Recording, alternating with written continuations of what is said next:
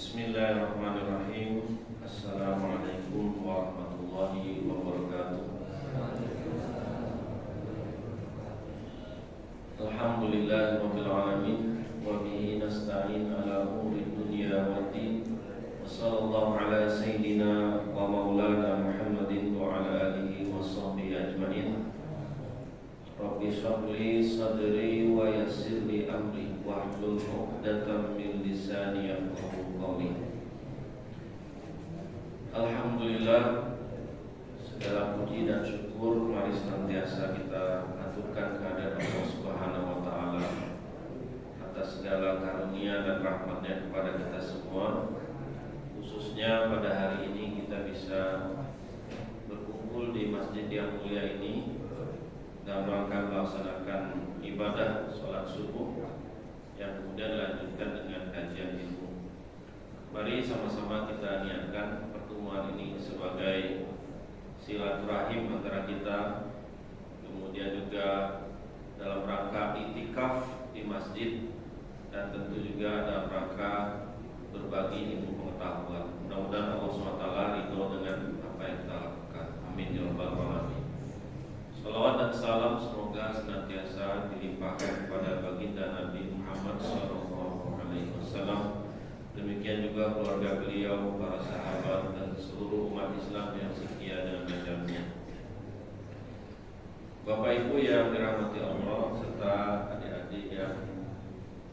adik-adik santri yang berbahagia, izinkan pada kesempatan kali ini kami membahas satu tema yang mudah-mudahan bermanfaat bagi kita, khususnya dalam rangka kita akan menyambut bulan suci Ramadan. Insya Allah, jika tidak ada perubahan atau sesuai dengan prediksi, saum Ramadan akan dimulai pada hari Selasa, insya Allah. Walaupun dari Muhammadiyah sudah menetapkan juga puasa Ramadan itu pada hari Senin besok. Walaupun berbeda, yang penting kita sama-sama berniat untuk melaksanakan ibadah Ramadan dengan sebaik-baiknya. Adapun pilihan untuk mulai hari Senin atau hari Selasa, maka itu tergantung atau terserah pada keyakinan masing-masing.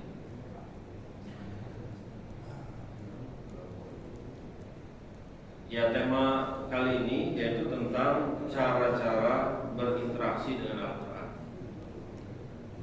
Sebagaimana kita ketahui bahwa Ramadan itu adalah bulan Al-Quran. Ramadan itu adalah bulan Al-Quran, sebagaimana difirmankan oleh Allah SWT pada surat Al-Baqarah ayat 185, Syahrul Ramadan alladzi unzila fihil Qur'an hudal linnasi wa bayyinatin minal huda wal furqan.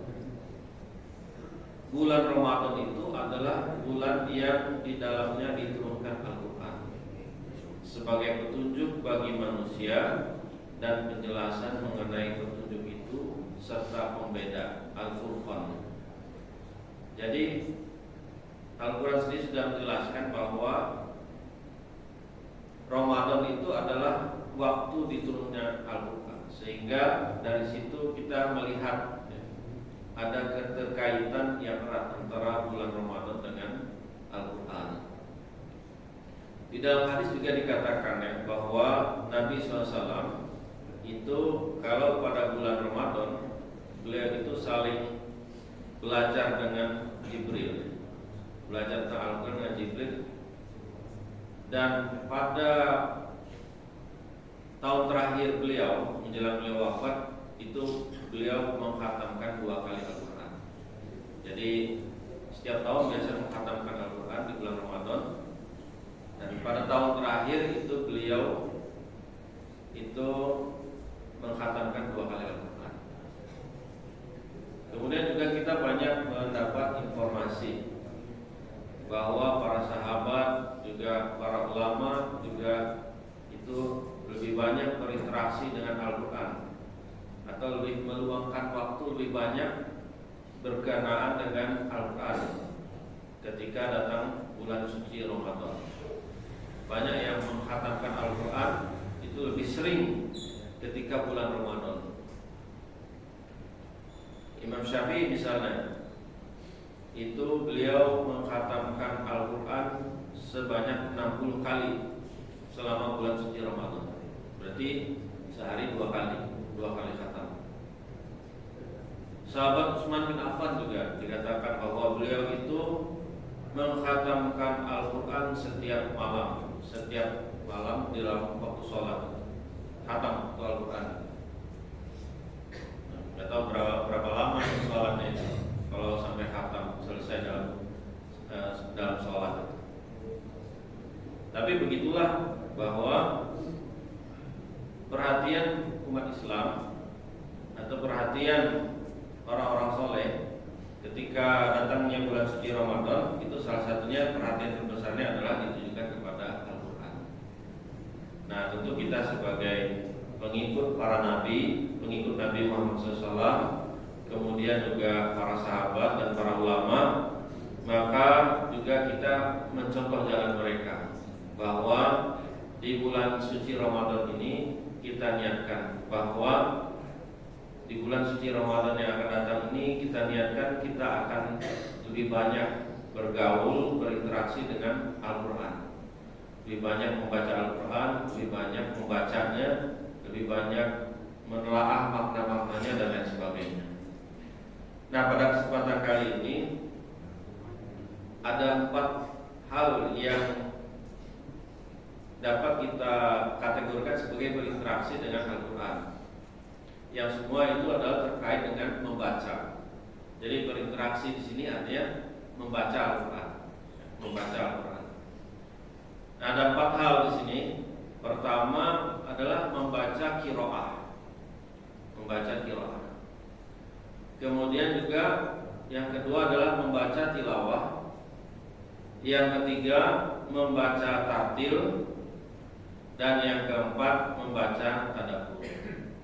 Ini kategorisasi yang saya buat saja dalam rangka melihat itu sebenarnya bagaimana cara-cara kita bergaul dengan Al-Quran. Jadi pertama adalah membaca qiraah, membaca tilawah, membaca tartil, dan membaca tadabbur. Kita lihat. Pertama membaca qiraah. Qiraah ini berasal dari kata qara'a. Qara'a itu artinya mengumpulkan. Dari qara'a nanti menjadi qiraah atau termasuk Quran. Quran juga berasal dari kata qiraah yang berarti mengumpulkan. Nah, qiraah ini artinya adalah mengumpulkan huruf dalam pengucapan. Jadi secara pengertian bahasanya itu mengumpulkan huruf dalam pengucapan, yang artinya itu adalah membaca seperti kita membaca tulisan, baik secara keras maupun senyap. Maksudnya membaca dengan melafazkannya, dengan mengucapkannya, atau membaca dalam hati, gitu ya. Dan qiraah juga berarti mempelajari. Bisa juga mempelajari ketika kita membaca buku, kita membaca Al-Quran, qiraah Al-Quran, maka itu juga bermakna kita mempelajari maknanya. Nah, di dalam surat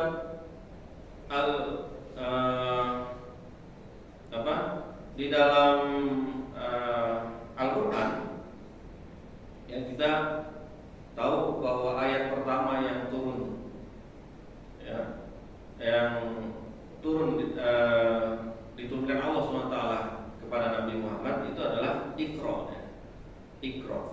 Iqra bismi rabbikal ladzi khalaq. Bacalah dengan nama Tuhanmu yang telah menciptakan. Di situ pakai kata Iqra. Bacalah, ya, satu kata dengan qiraah ini.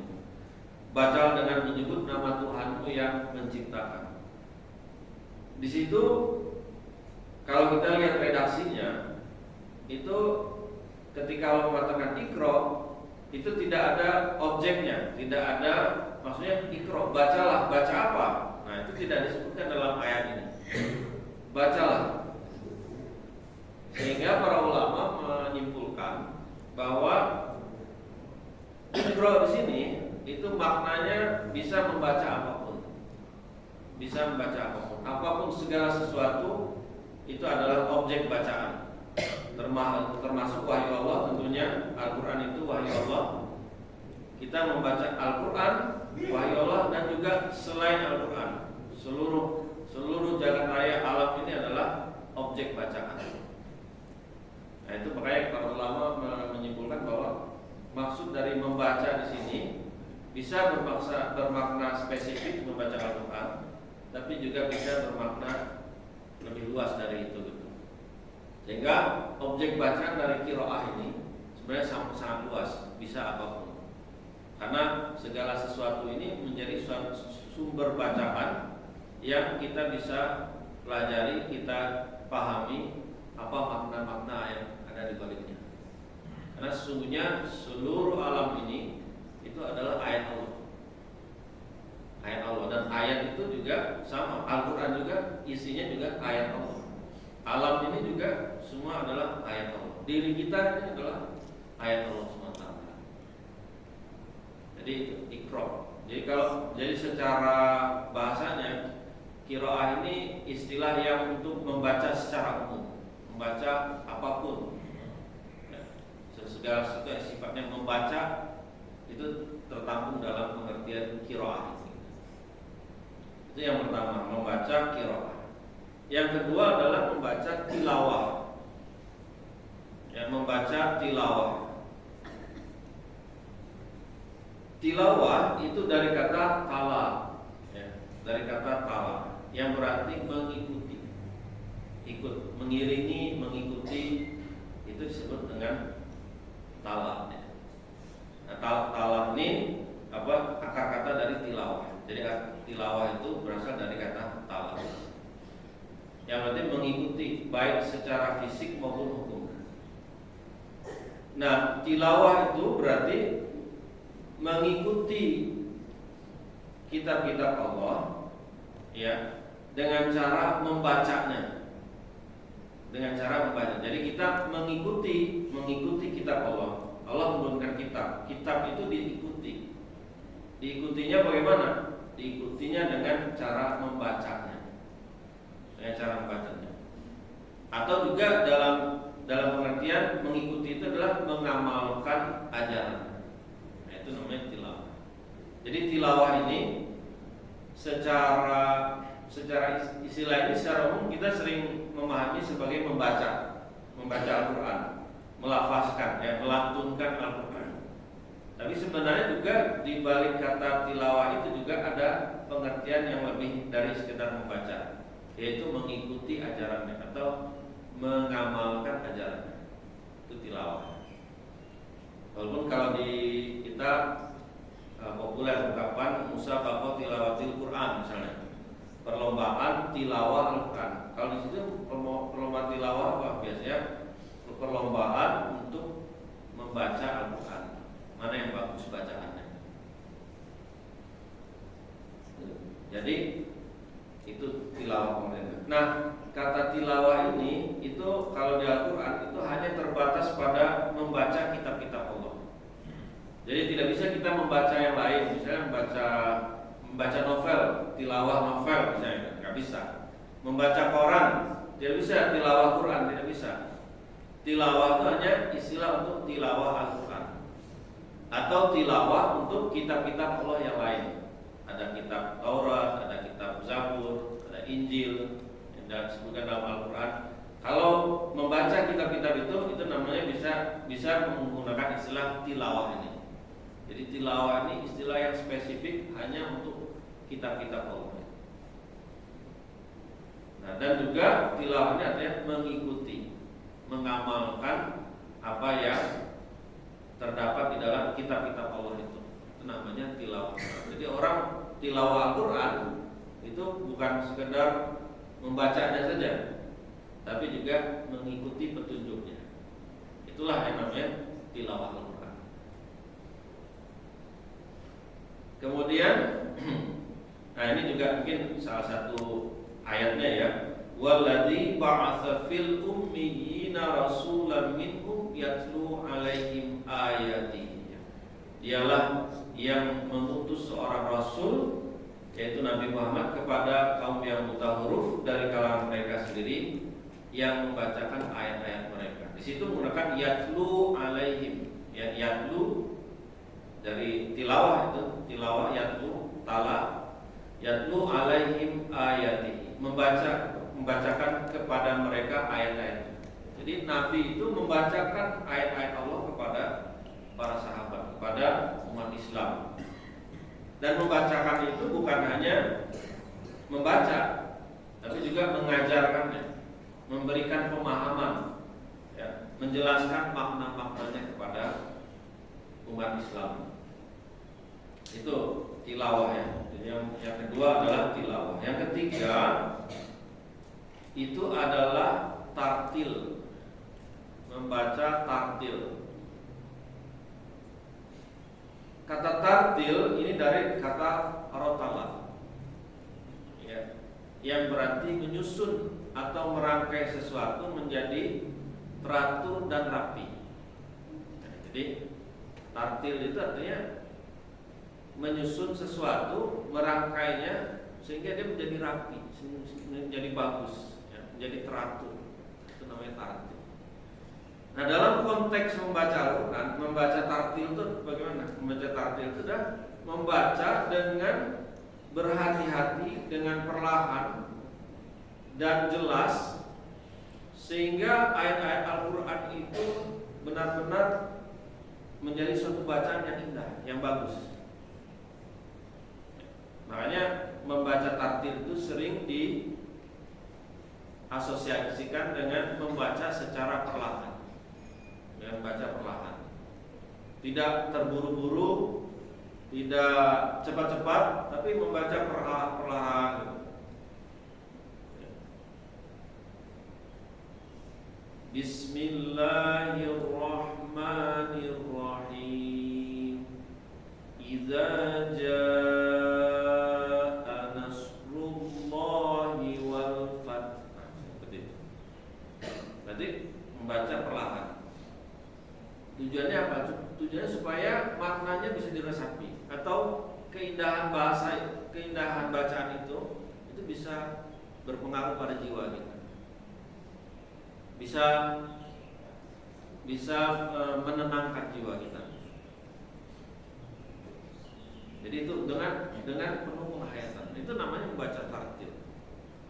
Membaca tartil itu baik dengan dia dilakukan secara perlahan sehingga keindahan bacaannya itu bisa diperoleh, bisa dirasakan, dan juga makna-maknanya juga bisa kita ikuti. Kalau misalnya sesuatu bacaan dibaca dengan pelan, itu kan ketika kita membaca Al-Quran itu maknanya itu bisa, kalau kita ini bisa bahasa Arab ya, kalau kita bisa bahasa Arab, maka maknanya itu, arti dari Al-Quran itu bisa kita ikuti. Misalnya kalau misalnya sholat, ketika sholat imam baca ayat Al-Quran, itu ketika dibaca pelan, bagi yang misalnya bisa bahasa Arab atau bisa memahami ayat-ayat Al-Quran itu akan terasa tuh ketika menyimak, ya, mengikuti bacaan itu, karena dibaca dengan lambat, dengan tempo yang lambat, dan dengan hati-hati, dengan kata-kata yang jelas, ya, makhrajul hurufnya dengan jelas. Ya, setiap huruf itu dilafazkan dengan tepat, dengan jelas. Ya, antara satu huruf dengan huruf lain itu jelas perbedaannya. Huruf sin dengan shad itu berbeda. Huruf qaf dengan kaf itu berbeda, ya. Dan seterusnya. Nah, itulah membaca tartil. Membaca tartil. Di dalam Al-Quran surah Al-Furqan ayat 32 Allah berfirman, wa qala alladziina kafaru laula nuzila alaihil qur'anu jumlatan wahidah kadzalika linusabbita bihi fuadak wa rattalnahu tartila. Orang-orang kafir berkata, mengapa Al-Quran itu tidak diturunkan sekaligus? Jadi pada zaman Nabi Muhammad itu orang-orang kafir itu mereka nanya, kenapa harus turunnya satu-satu dicicil, sehari satu, mungkin nanti 3 hari kemudian, mungkin minggu depan, mungkin bulan depan baru datang lagi ayat Al-Quran. Kenapa Al-Quran itu diturunkannya sedikit-sedikit? Nah, itu jadi pertanyaan orang-orang kafir pada zaman Nabi. Bahkan dijadikan itu dibahas oleh Allah SWT. Mengapa Al-Quran itu tidak diturunkan sekaligus langsung 30 juz? Dijawab oleh Al-Quran, demikianlah agar kami memperteguh hatimu, maksudnya pada Nabi Muhammad, dengannya, dan kami membacakannya secara tartil. Warattalnahu tartila, dan kami membacakannya secara tartil. Di sini diterjemahkan sebagai berangsur-angsur atau perlahan. Jadi sebenarnya juga Al-Quran itu diturunkan secara bertahap. Itulah tartil sebenarnya. Jadi sedikit demi sedikit, perlahan-lahan, supaya maknanya, supaya pemahamannya bisa lebih baik. Nah, membaca tartil itu begitu juga. Dengan membaca perlahan-lahan, ya, dengan sedikit-sedikit, maka itu pemahaman kita terhadap Al-Quran itu menjadi lebih baik. Tentunya ini harus diikuti dengan pemahaman terhadap bahasa Arabnya dalam hal ini. Gitu. Ya, itulah membaca tartil. Jadi membaca tartil itu secara sederhananya memang membaca secara perlahan, membaca secara jelas, membaca secara hati-hati. Setiap huruf itu hak huruf itu ditunaikan. Ya, kalau qalqalah harus qalqalah. Ya, kalau idgham dia harus idgham. Nah, itu membaca tartil itu. Semua hak huruf itu dipenuhi. Tapi juga dalam pengertian lebih luas juga tartil itu adalah membaca perlahan sedikit-sedikit, ya, sehingga maknanya itu dapat kita resapi, dapat kita pahami dengan baik. Itu membaca tartil. Apa hikmah atau manfaat dari baca tartil ini? Pertama adalah bahwa dengan membaca tartil itu bacaan itu lebih tepat, lebih pas, lebih benar. Kalau kita membaca cepat-cepat, ya, apalagi kalau mengejar target misalnya 1 juz sehari misalnya, ya, 1 juz sehari. Nah, kadang-kadang terdorong untuk cepat-cepat membaca. Tidak apa membaca 1 juz sehari, bahkan 5 juz sehari kalau mampu, silakan bagus. Tapi tetap hak-hak dari huruf-huruf itu harus dipenuhi. Nah, kalau dengan baca tartil ini dia lebih bisa meresap, ya, meresap di dalam hati, ya, membaca pelan. Kemudian juga membaca tartil ini juga lebih menunjukkan pengagungan kepada kalam Allah. Jadi ketika kita membaca dengan perlahan, dengan penuh dengan penuh kekhusyuan, itu kelihatan bahwa kalam Allah ini ada pengagungan terhadap kalam Allah. Baca Al-Quran bukan sekedar baca, cuma melafazkan saja, mengeluarkan suara saja, tapi juga dia dibaca dengan hati-hati, dengan jelas, dan di situ kita bisa menunjukkan pengagungan kita kepada kalam Allah. Dan tentunya dengan membaca tartil ini juga penghayatan terhadap makna itu juga bisa lebih kelihatan, lebih kuat, gitu ya. Lebih kuat ketika kita membaca perlahan itu lebih kuat penghayatan kita terhadap ayat itu. Itu membaca tartil. Kemudian yang keempat, ya, membaca tadabbur. Jadi pertama qiraah, tilawah, tartil, terakhir tadabbur. Tadabbur.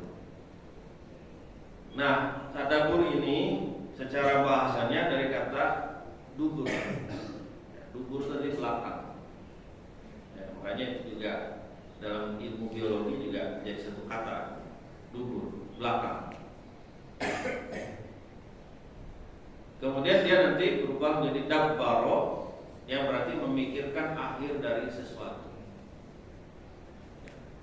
Tadabbur artinya memikirkan Al-Quran secara mendalam. Memikirnya secara komprehensif sampai ke belakangnya. Dari kata dubur tadi belakang ya, artinya membaca sampai tuntas dari awal sampai akhir, dilihat segala aspeknya secara komprehensif. Orang kan kalau orang itu baru sampai ke belakang, berarti dia harus melewati yang depan, harus melewati yang tengah, baru sampai ke belakang. Itu namanya baru sampai ke belakang. Nah, artinya apa? Tadabbur itu membaca secara komprehensif dari awal sampai akhir. Ya. Dari depan sampai belakang, semua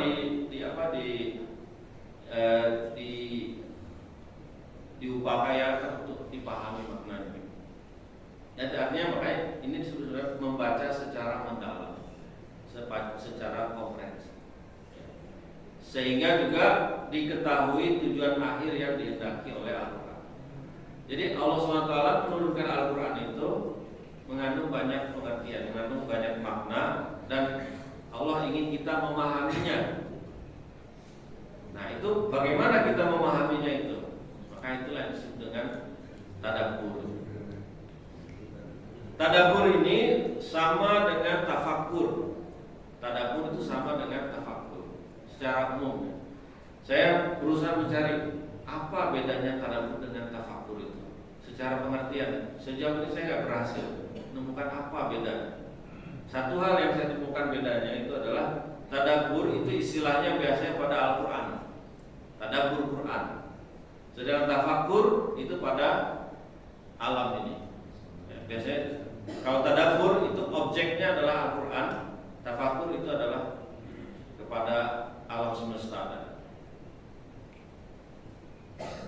Tapi apa bedanya secara spesifik saya sendiri tidak menemukan.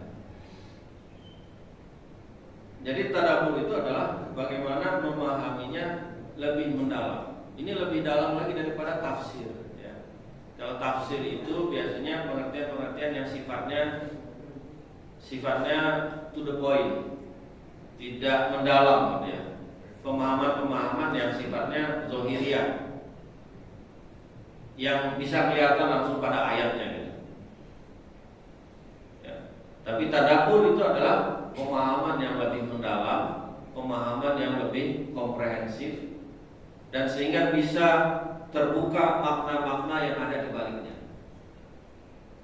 Sehingga apa rahasia-rahasia yang ada di balik suatu ayat itu bisa terbuka melalui tadabbur. Ini salah satu contohnya misalnya kalau membaca tadabbur itu ya.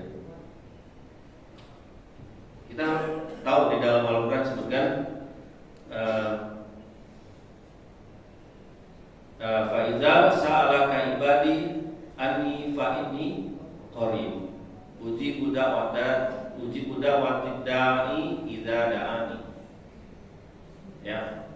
Jadi Allah mengatakan bahwa Allah itu dekat, ya. Allah itu dekat. Dan jika hamba itu berdoa, maka Allah akan mengabulkannya. Ya. Jika ada hamba yang berdoa kepadaku, maka aku akan kabulkan. Itu kata Allah. Ya.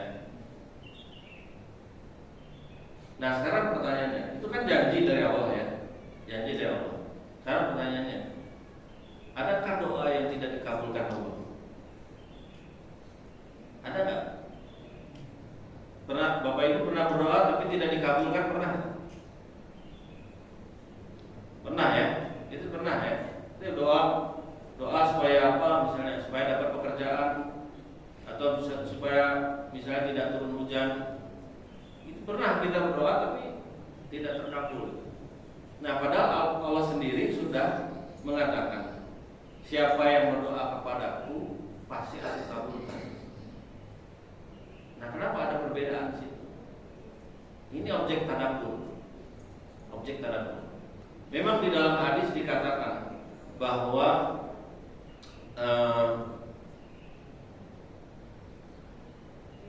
doa itu tidak semua dikabulkan, ada yang disimpan sebagai pahala di akhirat atau dialihkan kepada yang lebih baik. Itu bisa terjadi. Ya, jadi Allah itu tidak selalu mengabulkan doa hambanya. Ada yang diganti nanti di akhirat atau diganti di waktu yang lain, diganti dalam bentuk yang lain. Misalnya ada orang berdoa supaya dapat pekerjaan misalnya, tidak dikabulkan oleh Allah, diganti dengan diberi kesehatan misalnya, atau bentuk-bentuk yang lain, atau nanti diganti di akhirat. Walau Allah, kita tidak tahu mana doa kita yang diganti oleh Allah. Kita pernah berdoa sesuatu supaya dapat sesuatu, tapi tidak dikabulkan. Kita tidak tahu diganti dengan apa. Mungkin diganti dengan kesehatan, mungkin diganti dengan keluarga yang baik, mungkin diganti dengan punya teman-teman, sahabat-sahabat yang baik. Allah kita tidak tahu. Tapi kita bisa melihat bahwa ada di antara doa-doa kita yang tidak dikabulkan. Nah, ini tadabbur. Kenapa Allah mengatakan bahwa Allah akan mengabulkan doa itu, tapi juga ternyata juga tidak semua dikabulkan. Nah, kemarin beberapa waktu yang lalu saya mendengar satu ceramah. Ini menarik sebenarnya. Karena apa kata seorang ceramah itu bilang begini. Kata beliau, doa itu kalau semua dikabulkan, itu dunia ini berhenti, nggak bisa jalan lagi dunia ini. Kenapa? Karena setiap orang itu punya doa masing-masing. Tiap orang itu punya doa masing-masing, punya kepentingan masing-masing, punya kebutuhan masing-masing. Dan kebutuhan seseorang itu bisa bertabrakan dengan kebutuhan orang yang lain. Contoh misalnya begini, ada petani berdoa pada Allah, ya Allah turunkan hujan supaya tanaman saya tumbuh subur. Kata petani, ya. Tapi pada saat yang sama ada pedagang yang berdoa juga, ya Allah mohon tidak turun hujan hari ini. Sudah berapa hari ini dagangan saya tidak laku. Nah, jadi pedagang punya kepentingan yang lain supaya tidak turun hujan, supaya dagangannya laku. Di sini kan kita lihat ada dua kepentingan yang berbeda. Nah, tidak mungkin turun hujan dan pada saat yang sama juga tidak turun hujan. Itu mustahil secara logika. Jadi artinya bahwa memang kalau misalnya Allah itu sanggup, Maha Kuasa untuk mengabulkan semua doa-doa hambanya. Tapi dia juga punya hikmah bahwa ada sebagian hambanya yang dipenuhi doanya dan ada sebagian yang lain tidak dipenuhi doanya, tapi nanti diganti di hari kiamat nanti atau di akhirat kelak diganti dengan yang lain atau diganti dalam bentuk yang lain. Nah, ini adalah salah satu rahasia yang menarik ya. Menurut saya rahasia menarik. Pertanyaan, kenapa ada di antara doa-doa itu yang tidak semua dikabulkan oleh Allah? Ini adalah salah satu hikmah, tentu saja. Salah satu hikmah karena doa-doa itu, kalau doa semua orang itu dikabulkan, maka dunia ini tidak akan ada. Tidak mungkin ada dunia ini karena setiap orang punya kepentingan, punya keinginan doa yang berbeda-beda. Nah, ini adalah salah satu bentuk tadabbur. Kemudian juga misalnya contoh tadabbur yang lain. Di dalam surat Al-Balad ayat 4 ya, laqad khalaqnal insana fi kabad. Sungguh kami benar-benar telah menciptakan manusia dalam keadaan susah payah. Allah menciptakan kita itu ya dengan berbagai masalah. Memang sudah dari sononya, memang sudah dari sananya Allah kasih kita masalah, dan masalah itu akan terus ada. Siapapun pasti dapat masalah. Tidak peduli dia jabatannya apa, dia keturunannya siapa. Seorang raja yang kita pikir hidupnya hanya senang, semua kebutuhannya dipenuhi, ada masalahnya. Ada masalahnya. mungkin bisa lebih berat daripada kita. Artis yang kita melihat mungkin kaya, hidupnya glamor misalnya, segala macam ada, sudah dieluk-elukan oleh banyak orang, disenangi oleh banyak orang. Apa enggak ada masalah? Ada masalah. Semua ada masalah. Jangan kita menyangka bahwa orang itu kalau di luarnya kelihatannya dia ceria, kelihatannya pokoknya senang saja hidupnya. Jangan dipikir bahwa begitulah kehidupannya. Kita tidak tahu di belakang orang itu ada apa sebenarnya. Apa kehidupan apa yang dia jalani. Setiap orang punya masalah. Karena memang begitulah Allah menciptakan kita. Diciptakan kita itu dengan berbagai permasalahan, dengan berbagai kepayahan. Ini juga satu pertanyaan, kenapa Allah menciptakan kita itu dengan masalah? Kenapa kok banyak masalah? Kenapa kita harus berhadapan dengan masalah? Kalau kita bandingkan dengan hewan misalnya, mungkin kita bisa lihatlah kucing yang ada di rumah itu misalnya. Kita lihat dia nggak punya masalah, gitu. Tidur bisa enak, makan enak, ya. Mau apa saja mau, pokoknya nggak ada masalah. Dia hidupnya tenang, gitu ya. Saya punya kucing 2 ekor di rumah. Lihat, ya kerjanya main. Kalau dia ngantuk ya dia tidur. Kalau dia lapar ya makan udah disediakan. Ya, kalau dia bosan dia jalan keluar. Kalau dia mau kawin ya tinggal cari pasangan. Tidak ada masalah. Hidupnya tenang. Tidak pernah kita melihat kucing itu stres misalnya, atau dia punya kebutuhan. Kalau manusia kan punya kebutuhan, butuh rumah, butuh pakaian, butuh ini, butuh itu. Sebenarnya apa yang kita butuhkan ini terus saja menanjak ya. Dulu orang tidak butuh rumah yang besar-besar. Orang tinggal dulu mungkin di rumah gubuk saja cukup. Sekarang orang perlu harus rumahnya harus pakai fondasi, harus pakai beton, harus pakai di keramik, dicat bagus itu. Kebutuhan itu nambah terus. Kebutuhan itu bertambah terus. Nah, itu membuat kita ada kepayahan. Semua kita belum lagi dengan hubungan sosial ya, dengan sekeliling kita, dengan tetangga, dengan rekan kantor, rekan sekolah, ya. Atau juga masalah lihat pemerintah misalnya tidak sesuai dengan harapan misalnya. Apa yang kita inginkan tidak selalu begitu keadaannya. Nah, apa sebenarnya? Laqad khalaqnal insana fi kabad ya. Sungguh kami telah menciptakan manusia itu dalam keadaan susah payah, dalam keadaan kepayahan. Kenapa Allah memberi itu? Ini salah satu tadaburnya adalah supaya kita tahu, supaya dengan kepayahan itu kita minta tolong. Minta tolong pada siapa? Minta tolong pada Allah. Karena betapa banyak di antara masalah-masalah kita itu yang rasanya nggak mungkin bisa kita selesaikan. Ada orang yang sakit misalnya, sakit berbulan-bulan, berobat ke sana kemari, tidak sembuh-sembuh. Kalau sudah begitu, kemana dia pergi? Pergilah dia kepada Allah. Tidak tahu lagi mau kemana gitu. Pergi pada Allah. Nah itu apa? Itu cara Allah menggiring manusia untuk dekat kepadanya. Cara Allah itu mengarahkan kita untuk mendekat kepada Allah dengan berbagai kesusahan. Dengan cara itu Allah memberikan kita pemahaman bahwa kita itu butuh kepada Allah. Kita itu butuh kepada Tuhan kita. Di situ kita mulai berdoa. Di situ mulai kita menyadari kewajiban kita kepada Allah dan lain sebagainya. Jadi itu tadabbur. Tadabbur mengapa Allah SWT memberikan berbagai kesusahan. Oleh karena itu janganlah kita bercita-cita hidup tidak punya masalah. Yang bercita-cita tidak punya masalah. Pasti betapapun kita berusaha hidup senyaman mungkin, pasti itu masalah itu akan muncul. Kita akan berada muncul.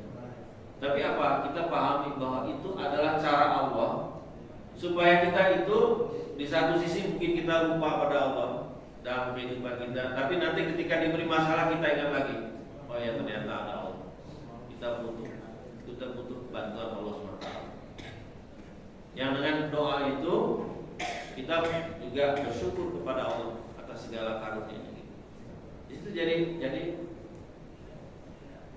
bapak-bapak misalnya, saya perhatikan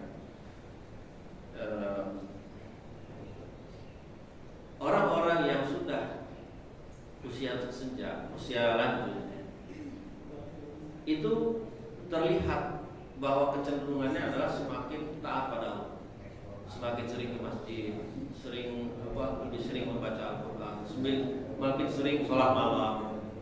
Itu biasanya itu pada orang-orang yang usia lebih lanjut. Walaupun mungkin adik-adik santri ini juga sudah seperti itu ya, mereka baiklah gitu. Tapi orang-orang muda biasanya nggak sampai situ, pada sering. Banyak di antara kita yang baru ke masjid itu usia 40, usia 50, usia 60. Mulai baca Quran itu udah usia 50, 60 tahun. Mulai banyak datang pengajian sudah ketika berumur. Ya. Ingat pada Allah. Itu kenapa seperti itu? Karena kita tahu kita makin butuh. Ketika sudah usia lanjut, usia 40, 50, 60, sudah mulai banyak tanda-tandanya. Mata sudah makin sulit melihat, mulai kabur, yang kaki mulai ada sakit-sakit sendi. Kemudian makan juga tidak bisa sembarangan, ini harus dibatasi, gula harus dibatasi, garam harus dibatasi, ini batasi itu. Semakin banyak sakit. Kesadaran untuk menjaga kesehatan itu biasanya sudah ketika sudah mulai usia senja. Itu hikmah sebenarnya, ada hikmah di situ. Hikmah supaya orang-orang kan secara naturalnya orang-orang yang berusia lanjut tentu lebih dekat kepada kematian. Di situ dia akan muncul rasa butuhnya pada Allah, makin muncul di situ, sehingga makin dekat pada Allah. Seandainya kita hidup seperti orang muda saja, usia 70 tahun, tapi keadaannya seperti orang masih muda, usia 20 tahun, 30 tahun, kita tidak ingat pada Allah. Tapi gitulah cara Allah SWT menyadarkan kita. Sebentar lagi waktumu sudah habis. Ya, kamu harus semakin dekat pada aku. Ya, banyak ibadah, banyak berbuat baik, berbanyak sedekah. Ya, kurangi marah-marah misalnya. Gitu. Jadi itu cara Allah SWT dengan memberi kita masalah itu, Allah itu menunjuki kita jalan. Bagaimana cara menyelesaikan masalah itu? Bagaimana cara kita menemukan jalan keluar dari semua permasalahan ini? Itulah manusia itu diberi masalah itu untuk tujuan itu, supaya kita bisa berdoa, supaya kita lebih mendekat kepada Allah dan kita lebih bersyukur atas segala nikmat-nikmatnya. Orang-orang yang berusia lanjut itu syukurnya karena lebih besar daripada anak-anak atau remaja atau pemuda yang masih sehat gitu ya. Ketika muda itu mungkin syukur terhadap kesehatan itu sedikit, tapi ketika tua sudah sering sakit, sudah sering masalah dalam tubuh, itu justru rasa syukurnya lebih besar ketimbang orang yang lebih muda. Nah, sini kita lihat ya bagaimana hikmah ya, bagaimana Allah SWT memberikan kita masalah, memberikan ujian, cobaan dengan berbagai kehidupan kita itu adalah cara Allah untuk mendekatkan diri kita kepada Allah SWT. Nah, inilah contoh tadabbur ya, tadabbur. Nah, jadi Bapak Ibu hadirin sekalian rahimakumullah, bahwa kita membaca Al-Quran itu bisa dengan berbagai cara. Ada membaca qiraah saja secara umum, atau membaca tilawah ya sambil mengikuti maknanya, membaca tartil dengan perlahan diresapi maknanya, atau juga membaca tadabbur. Ya. Mana yang paling utama? Saya lebih suka tidak mengatakan ini lebih utama atau itu lebih utama, tapi semua kita jalani. Ada waktunya kita membaca, melantunkan Al-Quran saja gitu ya. Ada yang punya target misalnya satu hari satu juz, bagus. Baca Al-Quran satu juz per bulan Ramadan, target satu bulan khatam, itu bagus.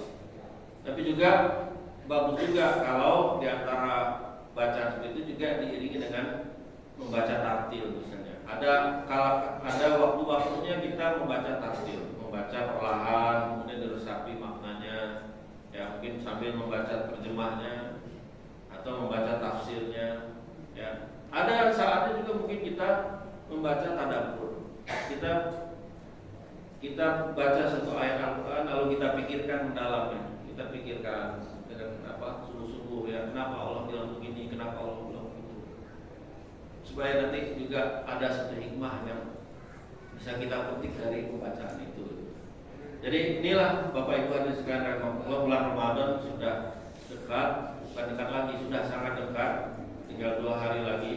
Mudah-mudahan di sisa usia kita ini kita masih diberikan kesempatan untuk bisa menikmati sajian Ramadan tahun ini, dan mudah-mudahan kita tidak menyia-nyiakan kesempatan yang Allah berikan kepada kita dengan mempersiapkan diri untuk benar-benar menjalani Ramadan ini dengan sebaik-baiknya. Mudah-mudahan menjadi Ramadan yang terbaik dalam hidup kita.